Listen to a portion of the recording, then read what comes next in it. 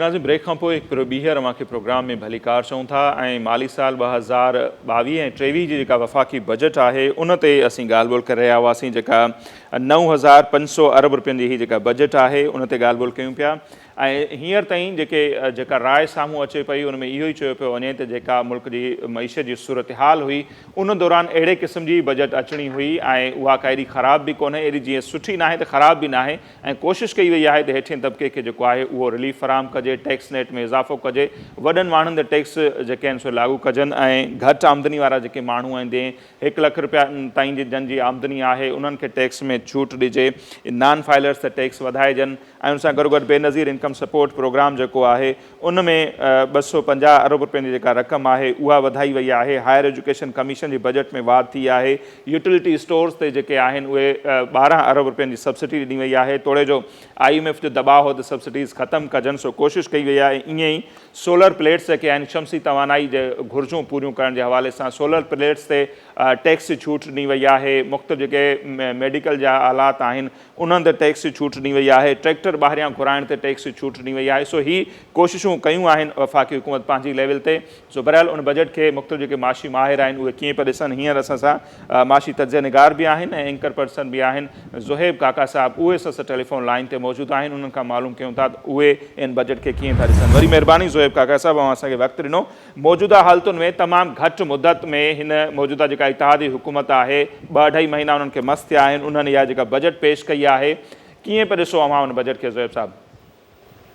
जी नसीर साहब, वॾी महिरबानी मूंखे कॉल ते वरितो आहे। सभ खां पहिरियां त नाज़रीन खे ॿुधाईंदा हलूं त जेका पोइ हुकूमत हुई PTI जी हुकूमत जी पाण ॻाल्हि कयूं, जॾहिं इकोनॉमिक सर्वे रिलीज़ थींदो आहे त इकोनॉमिक सर्वे तव्हांजे 5 सालनि जी परफॉर्मेंस हूंदो आहे ऐं हिन वक़्तु तव्हां ॾिठो त 4 सालनि जे अंदरि ई असांखे 4 खां 4.5 सालनि में असांखे इकोनॉमिक सर्वे रिलीज़ करणो पियो, छो जो हीअ हुकूमत जेका हिन वक़्तु आई आहे, जेके 2 महीना थिया आहिनि, इन्हनि जीअं टेक ओवर कयो त उनखे इकोनॉमिक सर्वे रिलीज़ करणो हो। पर इकोनॉमिक सर्वे में डेफिनेटली 2 महीननि जे अंदरि का चेंज कोन ईंदी आहे। उनजा जेके फिगर्स हूंदा आहिनि, अंग अखर हूंदा आहिनि, अदाद शुमार हूंदा आहिनि, उहे तव्हांजा पोयनि 4 खां 5 सालनि जा ई हूंदा आहिनि। अच्छा, ॾिठो इहो वियो इन इकोनॉमिक सर्वे में। हाणे हिनखे असां सुठी क़िस्मत चऊं या असां हिनखे वाकई परफॉर्मेंस में नोट कयूं, इहो असां छॾींदासीं नाज़रीन ते, उहे पाण डिसाइड कनि। छो ईअं त जेके बि अंग अखर आहिनि, चाहे उहे एग्रीकल्चर जा हुजनि, सनअतुनि जा हुजनि, इन्फ्लेशन यानी महांगाई जा हुजनि, या जेको तव्हां वटि बजट खसारो हूंदो आहे ऐं ट्रेड डेफिसिट हूंदो आहे, ट्रेड खसारो उहो हुजे, उन्हनि सभिनी अंगनि जे अंदरि असांखे थोरी बहितरी नज़र आई। बहितरी इन सेंस के जेके शुरूआती 3 साल हुया PTI जा, उहे तमामु घणा वर्स्ट रहिया, या असां ईअं चई सघूं था त ब्रेक इवन रहिया। उनमें न की का बहितरी आई पे, न को उनमें का ख़राबी आई पे। उन्हनि मुसलसिल कोशिश इहा कई त उनखे उते जो उते मेंटेन रखियो वञे, छो जो IMF जो कर्ज़ मुसलसिल उनजी असांजी किस्त आई पे।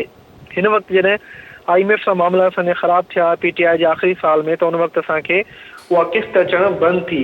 जॾहिं उहा किस्त अचणु बंदि थी त पोइ अल्टीमेटली उनजो जेको इम्पैक्ट अचिणो हुयो उहो असांजे इकोनॉमिक सर्वे जे अंग अखरनि जे ख़राब हुजण जी सूरत में असां वटि अचिणो हुयो ऐं असां ॾिठोसीं त आख़िर में उहे अंग अखर ख़राब थींदे असांखे नज़र आया।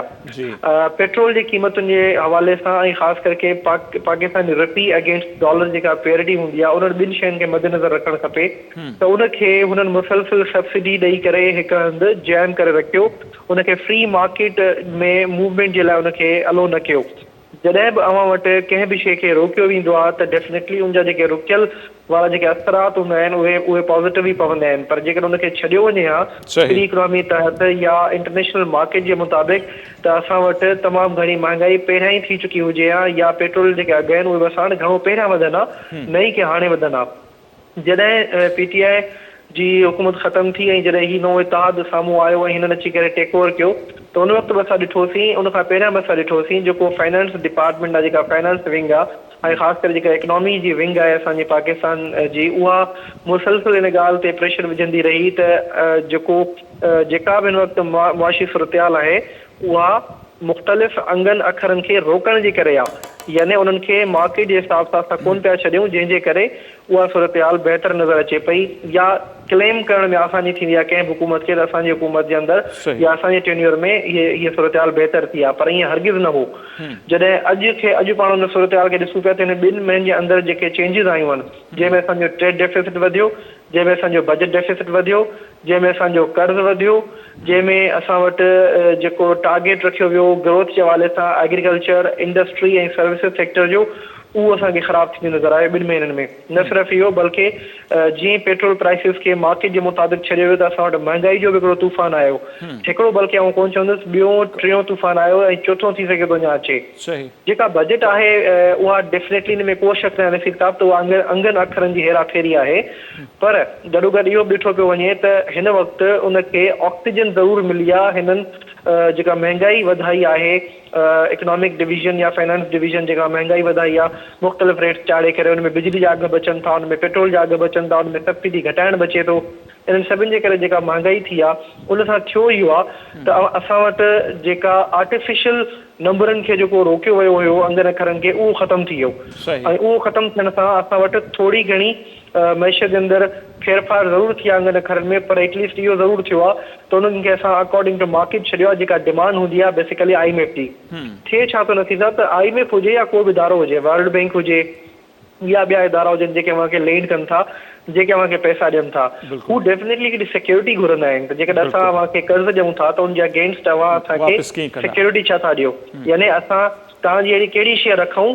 जेका इन पर्पज़ खां हुजे त अॻियां खाली करे अव्हां असांजो कर्ज़ लाहे सघंदा, त असां वटि हिन वक़्तु अहिड़ी का बि शइ कोन्हे का।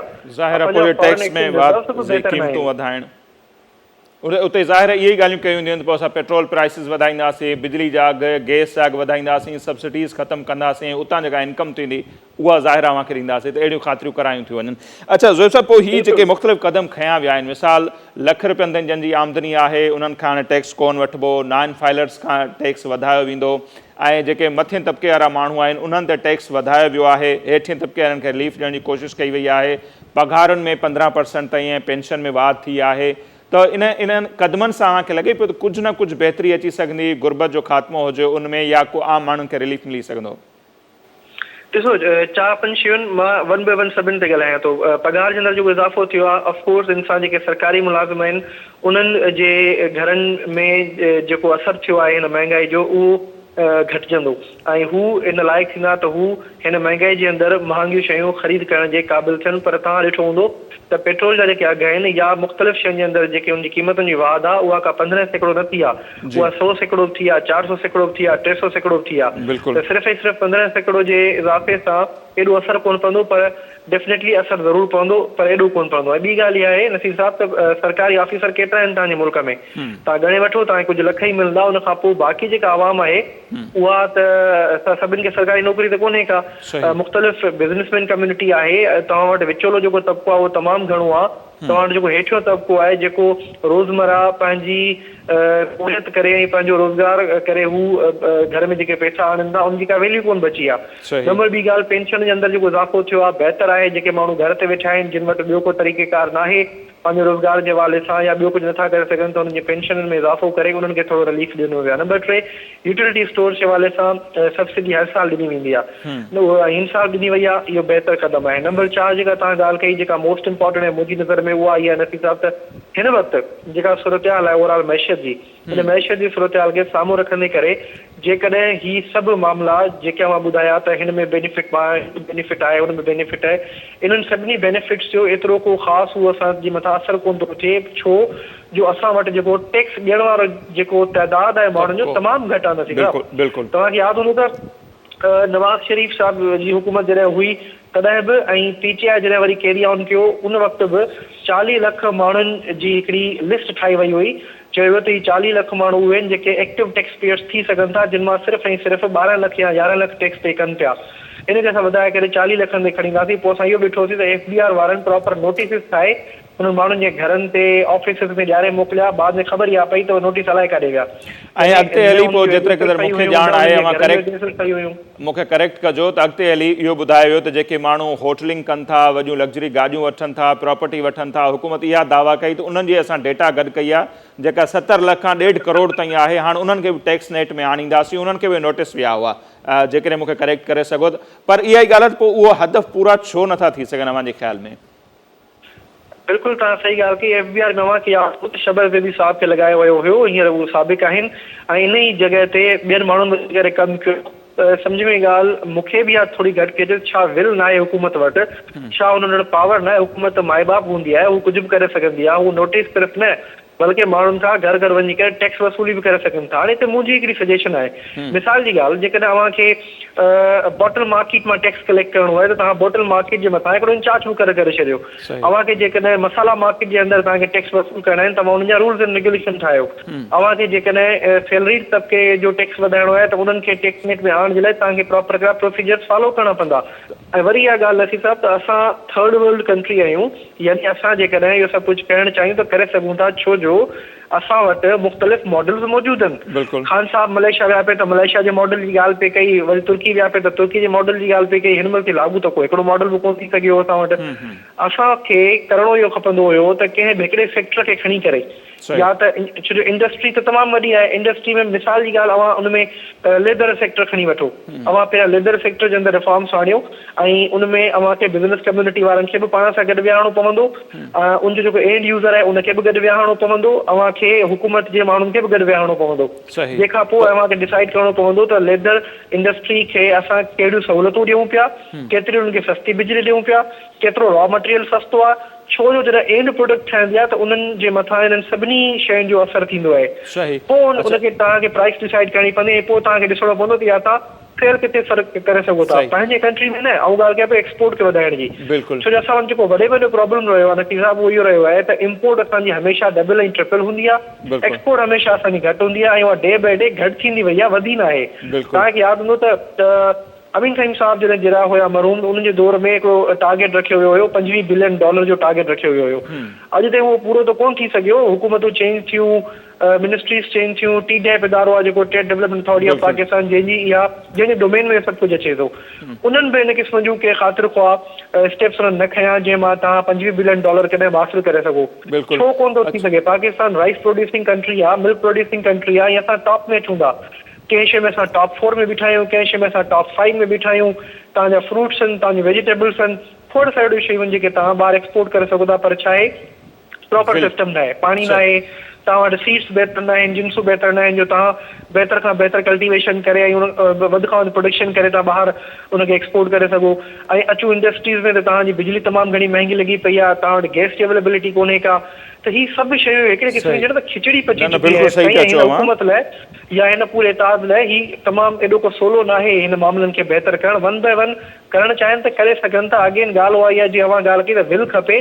जेकॾहिं 70 लख खां 1.5 करोड़ माण्हुनि खे आइडेंटिफाई कयो वियो आहे त पोइ छा 5 साल इनफ न आहिनि उन 1.5 करोड़ माण्हुनि खे टैक्स नेट में अंदरि आणण? ॻाल्हि उहा ई आहे त जेको आम माण्हू आहे, असां जिते वञूं था त जनरल सेल्स टैक्स GST जेका आहे उहा 17% ताईं अदा करे अचूं पिया, पर जेके वॾा माण्हू आहिनि जेके इंडस्ट्रीज़ खोलनि था, अॻिते हली उन्हनि खे सब्सिडीज़ बि मिलनि थियूं, उन्हनि खे कर्ज़ बि मिलनि था, उहे कर्ज़ माफ़ बि थी वञनि था, पर आम माण्हुनि खां त उहो ई सेल्स टैक्स जे मद में असीं उहो गाड़ी कयूं पिया 17% ताईं, पर वॾनि माण्हुनि जिन खां करणु खपे उहो न पियो थी सघे। शायदि तंहिंजे करे असीं अञा ताईं अॻिते न वधी सघिया आहियूं, या टैक्स जेके हदफ़ आहिनि उहे पूरा न पिया थी सघनि।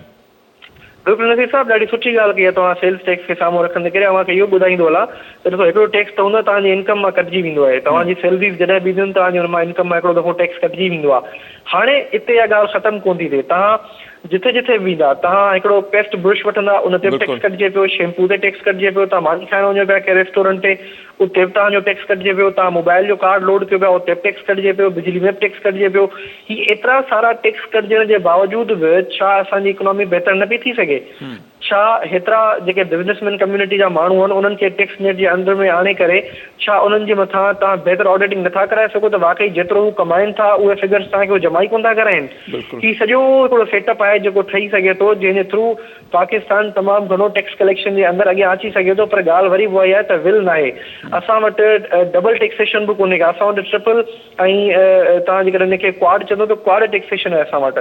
4-4, 5-5 जॻहियुनि ते हिकिड़ो माण्हू वञी करे टैक्स कटाए थो। उसूल हुजणु त ईअं खपे जॾहिं मुंहिंजी सैलरी मां टैक्स कटिजी वेठो त बाक़ी जिन शयुनि मां टैक्स ॾियो पिया उहे रिसिप्ट्स तव्हांखे मिलनि, रिसिप्ट्स तव्हां वापसि जमा करायो FBR में ऐं तव्हांखे उनजे अगेंस्ट सहूलियत मिले। ॿी ॻाल्हि इहा, कैनेडा हुजे, अमेरिका हुजे, टर्की हुजे, इवन तव्हां बांग्लादेश जी मिसाल वठी वठो, जिथे बि आवाम टैक्स जमा कराईंदी आहे उते उन्हनि खे सहूलियतूं मिलंदियूं आहिनि। उन्हनि खे रोड जो इंफ्रास्ट्रक्चर मिलंदो आहे, उन्हनि खे हेल्थ जी सहूलियतूं मिलनि थियूं, उन्हनि खे स्पेशल ट्रीट कयो वेंदो आहे जेके टैक्स जमा कराईंदा आहिनि, उन्हनि खे एजुकेशन बहितर मिलंदी आहे। असां वटि ॾिसो टैक्स जमा कराइण जे अगेंस्ट मिले छा थो, जंहिंजे करे टैक्स कल्चर वधे कोन पियो।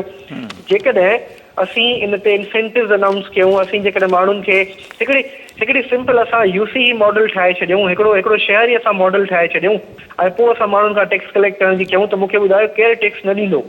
कैनेडा जे अंदरि या ॿियनि मुल्कनि जे अंदरि नसीब साहब 40% बि टैक्स आहे। जेकर ₹1,00,000 कंहिंजी पघार आहे त उहो ₹40,000 हुकूमत खे वापसि कंदो आहे, ₹60,000 खणंदो आहे। सिर्फ़ु इन करे त हुनखे हुनजे अगेंस्ट सिक्योरिटी मिले थी, हुनखे हेल्थ मिले थी, हुनखे एजुकेशन मिले थी, हुनखे बहितर इंफ्रास्ट्रक्चर मिले थो, हुनखे शयुनि जे अंदरि सस्ताई मिले थी, हुनजी हेल्थ हमेशह ज़िंदगी भर फ्री हूंदी आहे, हुनजे ॿारनि जी एजुकेशन फ्री हूंदी आहे सॼी ज़िंदगी।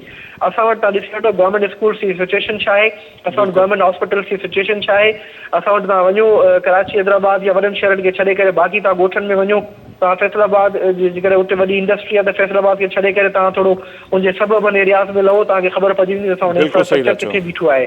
पाणी जे हवाले सां ॾिसो था त केतिरा सारा इशूज़ आहिनि जंहिंजे करे असांजो एग्रीकल्चर बहितर न पियो थी सघे, जॾहिं त टारगेट्स तमामु वॾा रखनि था हमेशह जेके पोइ पूरा कोन था थी सघनि। हिकु ॿी ॻाल्हि तव्हां सां कंदो हलां, असां वटि दुनिया जे अंदरि जेका टेक्नोलॉजी यूज़ थिए पई, अच्छा मां अमेरिका जो एग्ज़ाम्पल नथो ॾियां, मां बांग्लादेश जो एग्ज़ाम्पल थो ॾियां, मां श्रीलंका जो एग्ज़ाम्पल थो ॾियां, मां भारत जो एग्ज़ाम्पल थो ॾियां, आसपास जेके नंढा नंढा कंट्रीज़ आहिनि जेके थर्ड वर्ल्ड कंट्रीज़ में अचनि था, उन्हनि जो एग्ज़ाम्पल था पाण खणूं।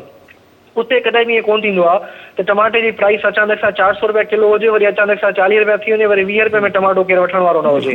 उते कॾहिं बि ईअं कोन थींदो आहे। उते हिकिड़ो प्रॉपर मैकेनिज़म ठहियल आहे प्राइस जे हवाले सां। असां वटि बि कमिटीज़ आहिनि प्राइस जे हवाले सां, असां वटि बि पूरा डिपार्टमेंट्स आहिनि जेके हिन ते कमु नथा कनि ऐं हू सिंपली चुप करे वेठा आहिनि ऐं मार्केट जे मुताबिक़ उन्हनि शयुनि खे छॾे था ॾियनि। कॾहिं ॾिसंदो बसर तव्हांखे ₹600 किलो कोन मिलंदो, कॾहिं ॾिसंदो त उहो ₹20 में किलो दस्तियाब आहे। इहो किथां जी जेको आहे सो उहो आहे इंसाफ़, किथां जो इंसाफ़ आहे जो जेके असांजा हारी हज़रात आहिनि उन्हनि जे पोरीअ खे या हुननि जी जेका उहो महिनत कनि था उन्हनि खे तव्हां ईअं रागा करे छॾियो। इन जो बि प्रॉपर सिस्टम हुजणु खपे। फ्रूट्स में मां ॾिसी वठो, इहे सभिनी शयुनि जो जेकॾहिं प्राइस मैकेनिज़म बि ठही वञे असां वटि हर फसल जो, त उहो हर फसल जॾहिं बि लहंदो तव्हां हुनजी बहितर कैलकुलेशन करे सघंदा।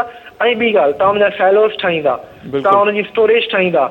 दुनिया हिन वक़्तु स्टोरेज ते वञे पई, शयुनि खे सेव करे पई पाण वटि, जीअं ॾुखे वक़्त में बि हुनखे कमाए सघिजे ऐं गॾो गॾु हुनजी एक्सपोर्ट बहितर थी सघे।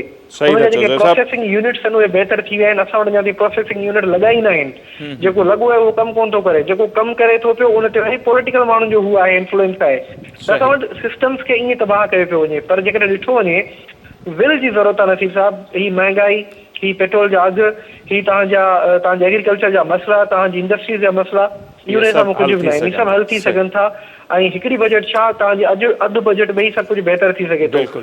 सोन पे सुहागा वरी इहो हूंदो आहे नसीब साहब त हिन बजट जे अंदरि तव्हांजो डेफिसिट हूंदो आहे, बजट डेफिसिट, जंहिंखे कवर करण लाइ तव्हांखे वरी कर्ज़ खणणा पवंदा आहिनि। त कर्ज़ खां सवाइ तव्हां अॻिते हली कोन था सघो। ऐं हिन वक़्तु जॾहिं IMF तव्हांखे सफ़ा जवाबु ॾेई वेठी आहे, उन बावजूदि जेका तव्हां बजट कैलकुलेशन कई आहे उन में तव्हां ॼाणायो आहियो त असांखे हेतिरो कर्ज़ दरकार थींदो हिन इदारनि मां, तॾहिं वञी करे तव्हांजी बजट पूरी